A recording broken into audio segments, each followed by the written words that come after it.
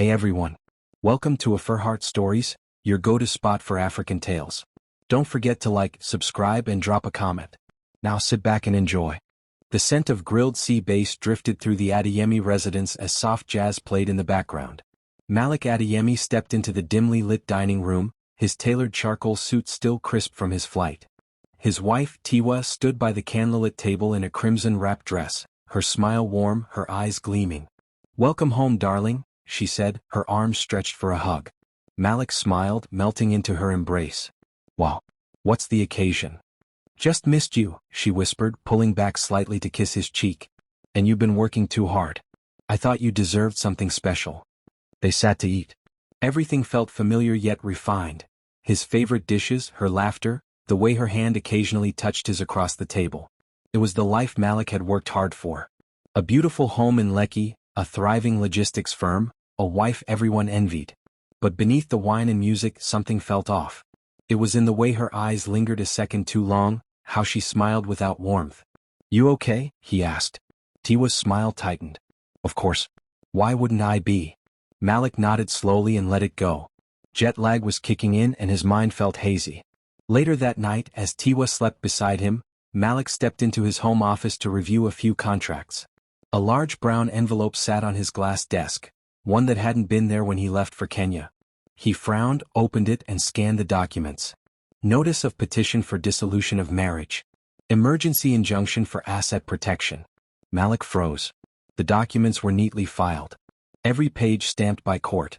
His name was printed clearly across the top. His fingers gripped the paper tighter. This wasn't a joke. His heart pounded in his chest as he flipped through them. Tiwa was suing for divorce. Not just that, she was claiming full custody of assets, citing emotional trauma, prolonged abuse and financial manipulation. He read the words again. And again. "No," he muttered under his breath, backing into the leather chair behind him. "No, this isn't real." Suddenly, everything began making sense. The perfect dinner, the exaggerated smile, her sudden softness. A performance. A distraction. He rubbed his face, trying to steady his breath. The legal firm representing her was one of the top litigation offices in Lagos. She had prepared this for months. Quietly. Strategically. A line in the filing jumped out at him. Subject has displayed a pattern of psychological abuse and coercive control. Applicant seeks immediate control over shared business accounts for safety purposes. Coercive control, he muttered. Tiwa. They had their arguments, sure. But abuse? Never. Malik had always been calm, even when she exploded in rage. He was the one who avoided conflict. Who apologized when she shut him out. Who tried again and again. Still gripping the file, he walked back into the bedroom. Tiwa lay under the covers, scrolling through her phone like nothing was wrong. "Tiwa," his voice was tight, trembling with disbelief. "What is this?" She looked up. Unbothered. Not even surprised. "You weren't supposed to find that tonight." "So it's true?" She sat up, slid her legs out from under the covers and calmly reached for her silk robe. "You always thought you were untouchable, Malik. But you forgot one thing. I know everything. Every password. Every account. Every weak point." He blinked, struggling to connect the woman before him to the one he married 6 years ago. "What? What did I do to deserve this?" Tiwa shrugged. "You made me small. You made me a trophy. I had to smile while you shone. I want more, Malik. And I'm taking it." He stared, dumbfounded. "This is madness," he whispered. "No," she said, standing tall. "This is power. And you're not the only one who knows how to play the long game." She walked past him, brushing her shoulder against his. "Go ahead," she added at the door. "Call your fancy lawyer. I've already frozen your corporate accounts. Payroll's going to bounce by morning." The door shut behind her with a soft click. Malik sank onto the edge of the bed, his mind spinning. This woman. The one he built everything with. The one who once cried when they couldn't afford an apartment during their first year. The one he trusted so deeply he'd made her a co-signatory to every business account. She wasn't just leaving. She was coming for everything. The next morning, Malik stood before his office window, watching the sun rise over Lagos with dead eyes. His phone had buzzed all night. Alerts from his bank, business manager, even employees. Every call confirmed the same thing. His accounts were frozen. At 9 a.m. sharp, Barrister Uche Apara walked in. Slim, bespectacled, with a quiet authority, Uche had been Malik's legal counsel since his early days. She moved fast, Uche said after reading the documents. Emergency injunction, ex parte motion, emotional abuse, she's got the system leaning her way. She lied, Malik said bitterly. They all start there, Uche replied calm. But we'll need more than denial. This is a full-scale assault. Just then an email from Tiwa's legal team arrived. Formal summons, Lagos High Court, divorce hearing, 2 weeks. In court, Tiwa appeared poised. She wore an ivory suit, pearls, and just the right amount of fragility on her face. She took the stand, and her voice trembled just enough to draw sympathy. I was afraid, she told the judge. He's powerful. Controlling. You would gaslight me. Tell me I was crazy. Malik clenched his jaw as Tiwa looked straight into his eyes. He told me I wasn't smart enough to handle business. That I should just stay pretty and quiet. That's not true, Malik muttered under his breath. Uche whispered, don't react. Not here. Not yet. Tiwa dabbed her eyes with a handkerchief. He once locked me in the guest room because I questioned a payment. He said I was too nosy. Too emotional. Gasps filled the courtroom. Malik's chest tightened. She was spinning half-truths into weapons. Moments they had worked through, arguments, misunderstandings, now twisted into abuse. Her lawyers handed over evidence. Screenshots of texts, clipped audio files, financial records missing key context. And most damning, a photograph, Tiwa's arm bruised. Photoshop, Malik whispered. Uche shook his head. Or makeup. Either way, it sticks until disproven. As they walked out of court, reporters swarmed. Flashbulbs popped. A female journalist shoved a mic at Malik. Mr. Adeyemi, any response to your wife's claims of abuse? Malik's lips parted, but Uche stepped between them. No comment, he said firmly, guiding Malik toward the car. Inside, Malik turned to him. How do we beat a lie that wears a smile? We find the one thing stronger than a lie, Uche said. Proof.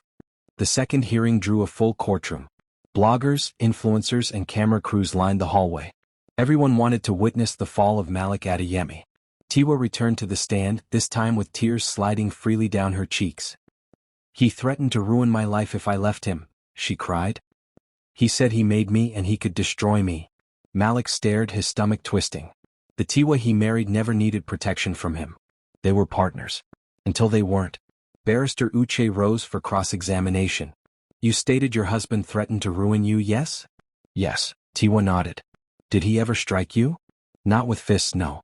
But his words. Objection. Speculative, Uche said. Sustained, the judge replied. Uche paced slowly. You submitted this audio clip as proof of verbal intimidation. Where was it recorded? At home, she replied, composed. Uche clicked his pen. Your Honor, we request forensic analysis of this clip. The original file's metadata is inconsistent with Tiwa's timeline. Tiwa's lawyer protested. This is a stalling tactic. The judge raised a brow. We'll allow it. I want full authentication. Outside court, Malik's business began to buckle. Clients pulled contracts. His board requested an urgent vote of confidence. Share prices dipped after Tiwa's interview aired on a popular podcast titled, Behind the Marriage Gates. In it, she spoke softly about her trauma, even calling Malik a functional narcissist. Malik watched the clip in silence. She was convincing, vulnerable, even likable. You have to hit back, Uche said. With what? Malik asked bitterly. She has the narrative. Uche leaned closer. Then we changed the story. Malik walked into Sunday brunch at his mother's house expecting warmth. Instead, he found cold eyes and tight lips. Mama, he greeted. She replied, barely looking up from her Bible. His sister, Zainab, refused to hug him. His aunt whispered something and left the table entirely. He sat beside his mother. You've seen the headlines? I've heard your wife crying on radio. I've seen the bruises. They're fake, Mama? She looked at him sharply. And the other women, Malik? The messages? That too. Malik's throat dried up. What messages? She said you've been unfaithful. For years. He stood. That's a lie. Then why does everyone believe her? Zainab snapped. Because she's crafted this perfectly, Malik said, voice raised. She knows how to play victim. She's your wife, Mama said softly. She loved you once. So did we. But maybe you became someone else. That night, Malik sat alone in his condo. He had moved out weeks ago at Tiwa's request for space. Now he realized it was part of her trap, isolating him before striking. His phone buzzed. A known number. He picked up. Malik. A hesitant voice. Yes. It's more Nike. Tiwa's cousin. Malik blinked. Why are you calling me? There was a long pause. Then. I need to tell you something. Can we meet? They met in the back corner of an empty cafe on the island. More Nike wore sunglasses and a cap. She looked around nervously before sitting. I shouldn't be here, she whispered. Then why are you? Malik asked, exhausted. Because I know what she's doing. I watched her plan it. Malik leaned forward, every muscle tensing. She paid a guy to fake those bruises. She rehearsed the crying in front of me. And those emails? She wrote them on a dummy account and sent them to herself. Can you prove it? More Nike hesitated. I have screenshots. Some voice notes. I thought she was just angry, that she'd stop. She's ruining my life, Malik said coldly. This is beyond anger. I know, More Nike replied, her voice cracking. And now I think she's trying to hide something deeper. Like what? She said once. If Malik ever finds out about Nairobi, I'm finished. Malik blinked. Nairobi. She panicked when she thought you saw her emails. She deleted them fast. Malik's heart pounded. A secret. A motive. Something bigger. Will you testify? More Nike looked terrified. I don't know. I'm family. You're also human, Malik said. And if you don't help me, she'll bury me. More Nike slid a flash drive across the table. Start with that. Malik stared at the flash drive More Nike handed him like it was a ticking time bomb. What's on this? He asked. She hesitated. Recordings. Screenshots. I kept some stuff to protect myself. I never knew it would come to this, but Tiwa's gone too far. You don't understand what this means to me, Malik said. I do, More Nike said quietly. She's not the woman you married anymore. Malik nodded slowly. So you'll testify? I want to, she said, voice trembling. But if I do, my family will cut me off. I'll be called a traitor. You'd be saving someone's life. Mine. More Nike looked down, conflicted. Give me time. That night, Malik handed the flash drive to Uche. Within hours, Uche was combing through evidence.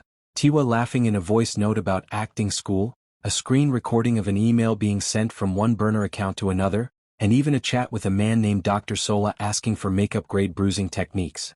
This is good, Uche said. Very good. Can we use it?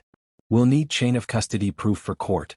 But yes, especially if More Nike backs it up under oath. Malik ran his hands down his face. I can't believe this is what my marriage has come to. Uche looked at him. We're not at the end. We're just reaching the turning point. Malik invited More Nike to meet Uche privately. They sat in a discreet apartment Uche often used for sensitive clients. I'm scared, More Nike whispered, wringing her hands. We'll protect your identity until the last minute, Uche promised. But I need one more thing. She nodded. I need you to record a statement. Full detail. Start to finish. I can do that, she replied. Later that week, Malik arrived at his old estate under the guise of retrieving a painting he'd left behind. Tiwa wasn't home. The house was eerily silent. He placed a small voice-activated recorder behind the bookshelf in the study. Then he left. 2 days later the device was full. Malik and Uche sat and listened. On the audio, Tiwa laughed on the phone with a friend. You should have seen the judge's face when I cried. Classic. No girl, I'm not worried about Malik. He's too slow. He'll never find the Nairobi files. Even if he does, the court already hates him. And you know how Nigerians love a woman in tears. Uche hit pause. This is it, he said, eyes wide. It's not just defense anymore. It's offensive now. Uche filed an urgent motion to admit new evidence. Tiwa's lawyers objected. These were obtained without consent, inadmissible. But Uche came prepared. Your Honor, he said, we can prove these recordings were made in a property still legally co-owned by Mr. Adeyemi. The voice is undeniably the plaintiff's and the data chain is intact. Judge Igbetakun stared at the speaker. Let it play, he said. The courtroom went dead silent as Tiwa's voice echoed. If this works, I walk away with everything. He'll be lucky if they let him keep a wristwatch. Gasps rippled through the room. Even Tiwa's lawyer looked rattled. Tiwa's mask cracked for a moment, her composure slipping. Uche leaned forward. Your Honor, we also have a sworn audio-visual statement from More Nike Ayand, the plaintiff's cousin. And screenshots, WhatsApp messages, and file metadata proving fabrication. The judge nodded slowly. We'll recess for 72 hours, he said. I'll hear full arguments after verification. As court adjourned, Tiwa cornered Mornike outside. You traitor, she hissed. You just ruined your family. Mornike's lips trembled. You already ruined it. I'm just telling the truth. Tiwa slapped her. Cameras caught it. Back in court, Judge Egbedekun's face was unreadable. All submitted evidence has been authenticated. The audio is genuine. The messages trace back to the plaintiff's devices. And Ms. Mornike Ayand has agreed to testify under oath. Tiwa's lawyer stood, panicked. Your Honor, I request to withdraw from this case. The courtroom buzzed. Judge Egbedekun turned to Tiwa. Would you like to retain new counsel? Tiwa swallowed, lips dry. Yes, Your Honor. The judge banged his gavel. We'll resume with cross-examination of the plaintiff in 24 hours. Outside, Malik and Uche sat in the car, still processing. She's cornered, Uche said. Her lies are collapsing. Malik stared out the window. What about the Nairobi thing? I'm looking into it, Uche replied. But even without it, she's already imploding. The next morning, Tiwa entered court without makeup. No entourage. No smile. She took the stand trembling. Uche stepped forward. Mrs. Adeyemi, were your injuries fabricated? Tiwa paused. Yes, she whispered. Gasps again. Did you coach your courtroom testimony? Silence. Yes. Did you use burner accounts to create fake threats and emails? Yes. It was the beginning of the end. The judge didn't hide his disapproval. You misused the court. Wasted resources. Defamed an innocent man. Lied under oath. Tiwa sat frozen. Mornike took the stand next. She detailed everything. The months of planning. The acting rehearsals. The email setups. The fake photo shoots to mimic bruises. Her words were calm but damning. Later that day, social media exploded. Tiwa was trending, hashtag the lying wife. Memes, hashtags, commentary shows, all condemning her. Influencers who once called her brave, now deleted their support. One tweet went viral. She weaponized womanhood and tried to destroy a man. Shame. At home, Malik watched it all quietly. His business was still damaged. His name still recovering. But his truth had finally broken through. His phone lit up with a new message. Tiwa, please. I'm begging you. Let's talk before it's too late. He put the phone down. The war had only just shifted. But the reckoning? It had truly begun. The courtroom was heavy with silence as Tiwa remained on the stand. Her confession echoed in everyone's minds. Malik sat still, arms folded, gaze locked on the judge. Judge Egbedekun flipped through his notes slowly. This court takes perjury seriously. And weaponized deception, even more so. Tiwa's new lawyer, a visibly nervous man named Barrister Sewell, stood up shakily. Your Honor, my client deeply regrets her actions. She was in an emotional state, misled by poor counsel and overwhelmed by fear. The judge didn't blink. Fear is not a license to defame. She didn't simply bend the truth. She forged it, carefully, strategically, and maliciously. Tiwa tried to speak. Your Honor. Silence, Mrs. Adeyemi, the judge snapped, raising a hand. You will have time to speak. Right now, I want the truth, not more performances. He turned to Uche. Counsel, any further submissions? Uche stood confidently. Yes, Your Honor. We request an in-camera hearing for the Nairobi-related evidence. There is reason to believe there are offshore accounts involved and misappropriated funds linked to Mr. Adeyemi's business. Gasps rippled across the court. Tiwa's expression changed from worry to fear. The private hearing took place in a closed chamber. Only the judge, both counsels, Tiwa and Malik present. Uche presented new findings. Offshore accounts under the name Tawana Holdings, a shell company registered in Kenya. Significant funds had been siphoned off over several months during Malik's business expansion in East Africa. Tiwa's hands shook as the statements were displayed. Judge Egbedekun leaned back in his chair. So not only did you attempt to destroy your husband's reputation with lies, you were also stealing from his business? It wasn't stealing, Tiwa whispered. It was security. Malik's jaw tensed. Security for what? In case you left me, she mumbled. In case you replaced me like all the men in my family did. Malik blinked. So you preemptively destroyed me because of ghosts in your past? Tiwa didn't respond. The judge shook his head slowly. This court is moving toward criminal proceedings, fraud, perjury, conspiracy. I suggest you find a criminal lawyer. As Tiwa broke down in tears, Judge Igbetikun turned to Malik. You have grounds for a countersuit. Malik's lips tightened. I'm ready. Tiwa's public fall was swift and brutal. Her photos were pulled from magazine covers. Her paid partnerships vanished. A luxury clothing brand she represented issued a press release distancing itself from her actions and values. Even her family, once silent, issued a statement. We are shocked and disappointed. We apologize to the Adeyemi family and hope justice prevails. Tiwa moved out of the estate, her belongings packed in silence by housekeepers who now avoided eye contact.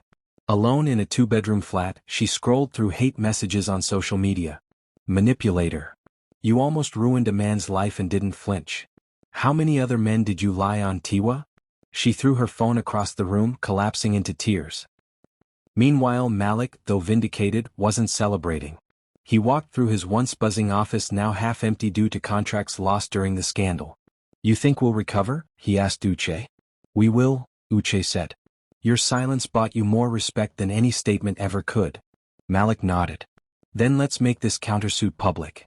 Malik's lawsuit sent shockwaves through the city. Defamation. Emotional and financial damages. Perjury. Fraud. Attempted extortion. The amount?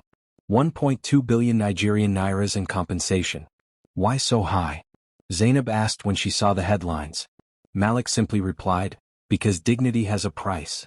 In court, the evidence was airtight. Every fabricated message, every manipulated file, every offshore transaction, documented and verified. Tiwa's new lawyer begged for a settlement. Uche shook his head. We're not interested in private apologies. Let this be loud. Tiwa sat in the defendant's seat, no longer defiant. She broke down when the judge read the charges out loud. You have left this court with no choice but to refer your actions to the state attorney for criminal investigation. Her voice cracked. Please, I was broken. I made a mistake. No, the judge replied. You made a plan. Malik stood calmly outside the courthouse as journalists approached him. Mr. Adeyemi, how do you feel now that justice is turning in your favor? I feel tired, he said. But thankful. Will you forgive her? Malik glanced into the crowd, knowing Tiwa was watching from behind the tinted windows of a waiting car. He turned back to the press. Some things don't deserve answers. Malik was in his office when he received the first voice note. Tiwa's voice, tearful and hoarse. Malik, please, just talk to me. I know I messed up. I let fear destroy everything. Please, you were the only person who ever really loved me. He deleted it. A second one followed. Then a third. Later that day, his secretary knocked on the door. Sir, there's a woman outside. Who? She hesitated. Your wife. Or ex-wife, I suppose. She's on her knees. In the rain.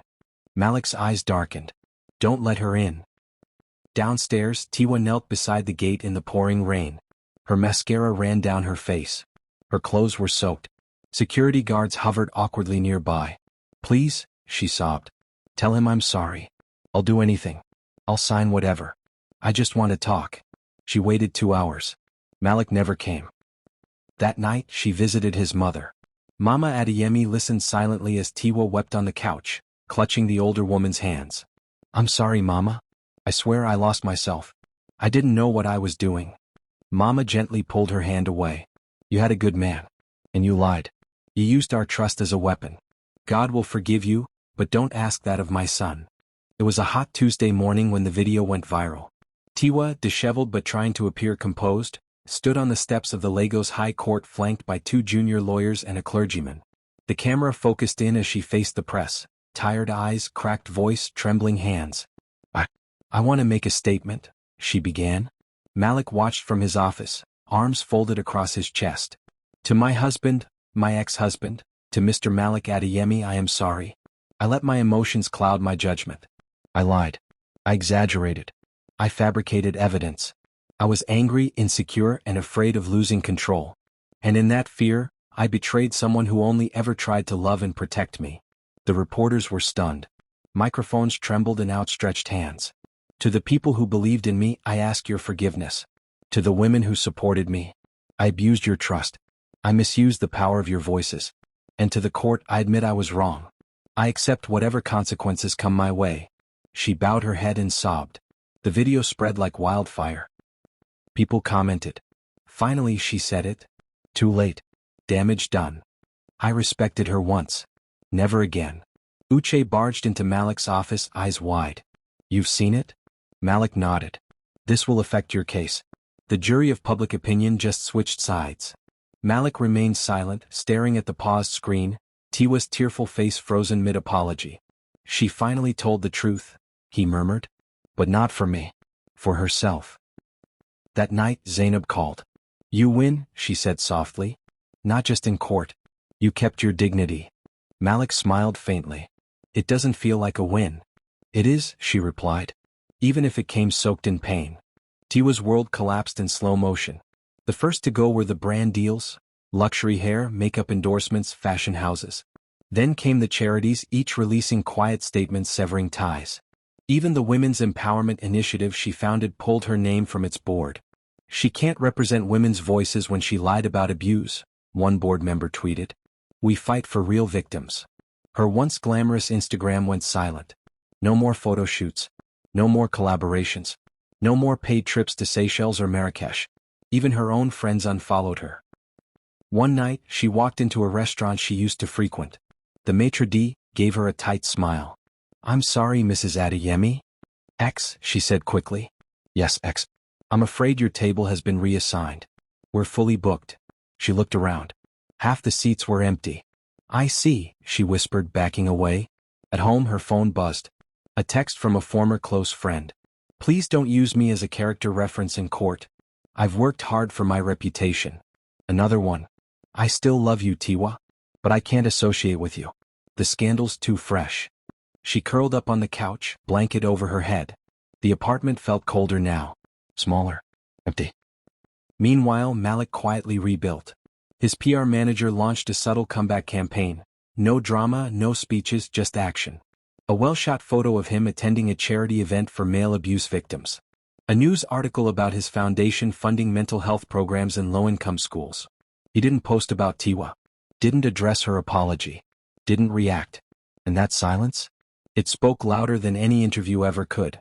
The media wanted a statement. Every day journalists reached out. Mr. Adeyemi, would you like to respond to your ex-wife's video? Any plans to forgive her publicly?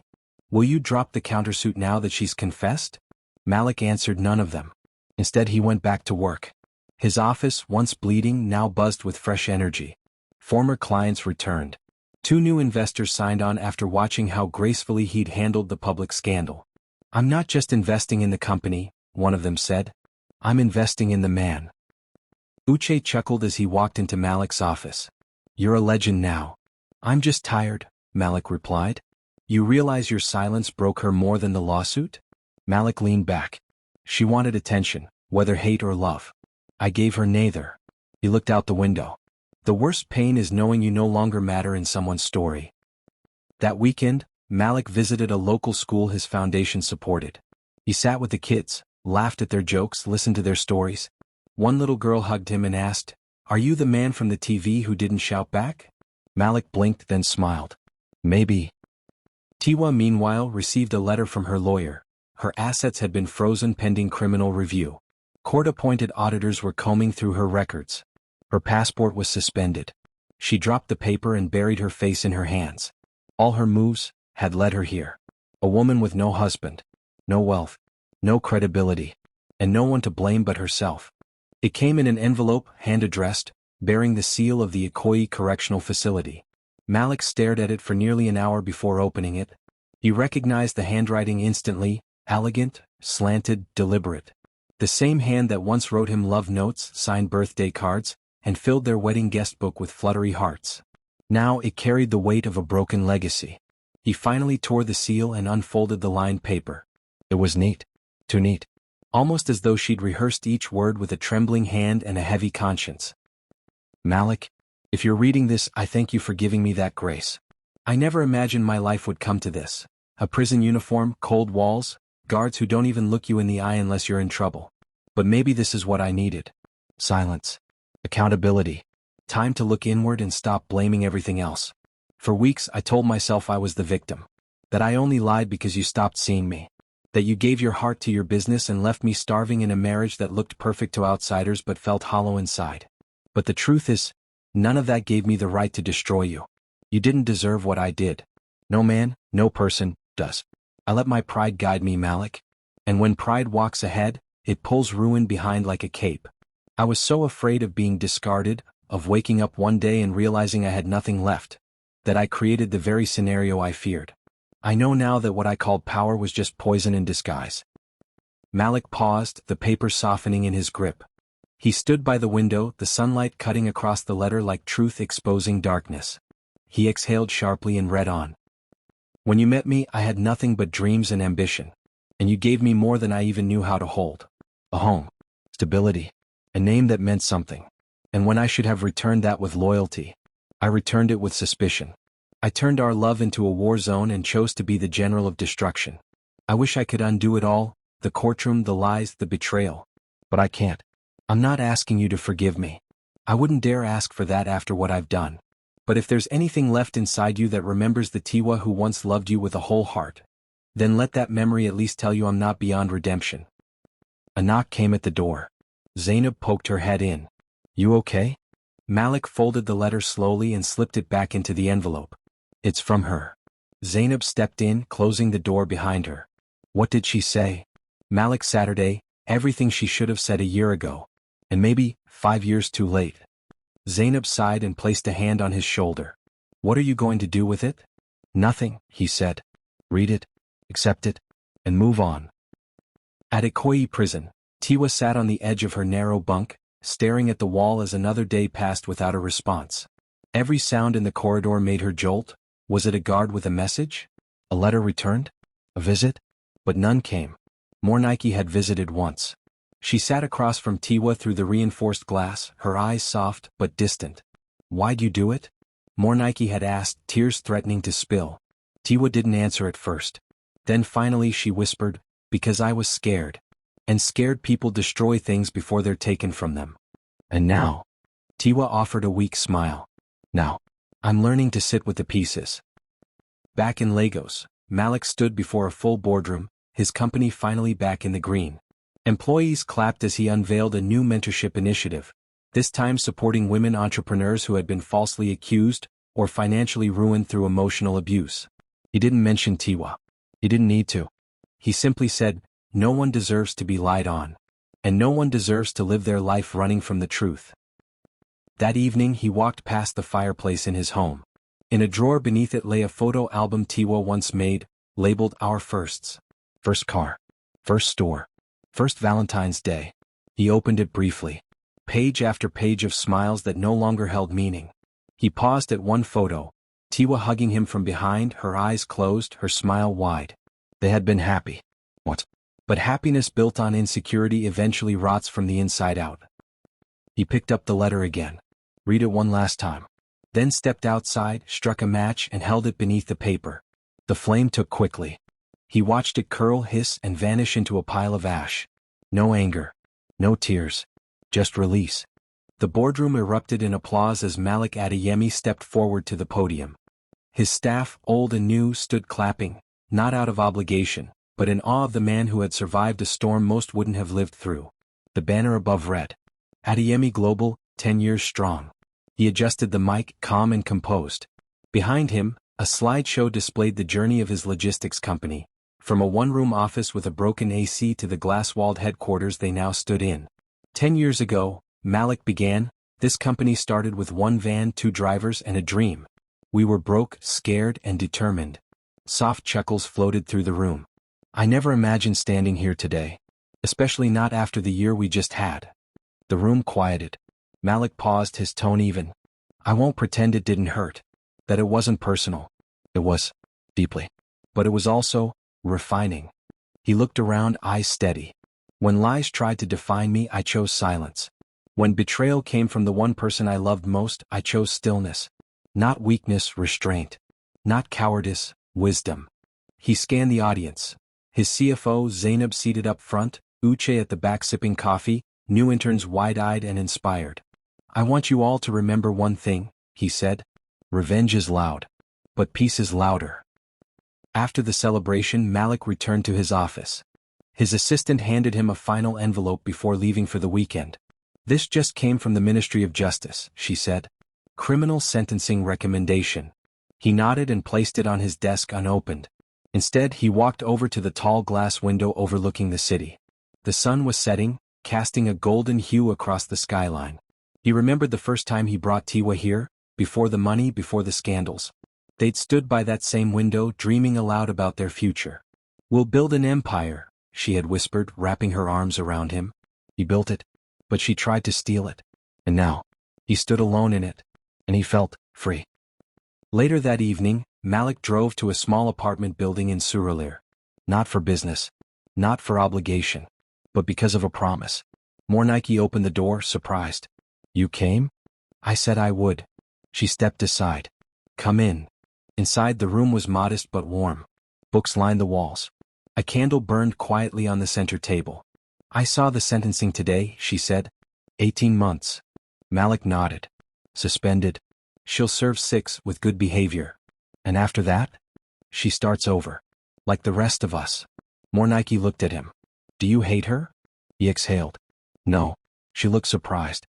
"I pity her," he added. She was never content. Always chasing something: status, applause, control.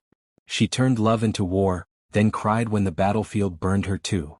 He sipped from the glass she'd poured. "But hating her?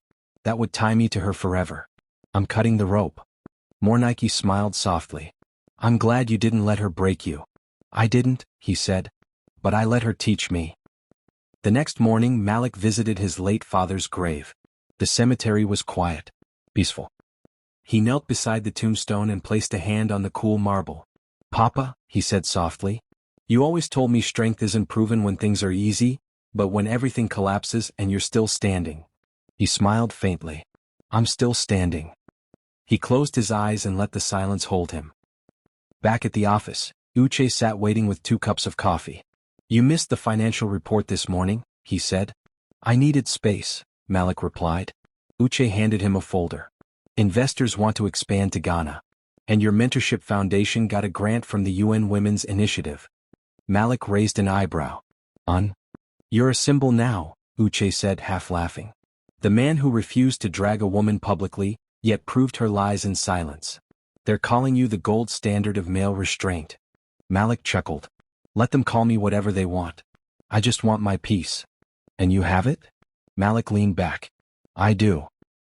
That night, as Malik returned home, he stopped outside his gate. An old woman was there, wrapping akra in brown paper for 2 small children at her stall. She looked up. "Oga Malik." He smiled. "Mama Dupe, good evening." She handed him a bag. "For you. Fresh batch. I've been pray for you every Sunday. All that woman did to you, God pass am." He laughed. "Thank you, Mama." The kids waved. "Uncle Malik." He waved back and stepped inside. The house was quiet, warm, clean. No cameras. No courtrooms. No lies. Just peace. He placed the bag of akra on the kitchen counter, loosened his tie, and walked barefoot onto the balcony. The night breeze touched his face. From here he could see the whole city. His empire. But this time it didn't feel like something he had to protect or fight for. It felt like something he could finally enjoy. Liked it? Thumbs up, subscribe, and join the AfriHeart fam. Your support fuels our stories. Until next time.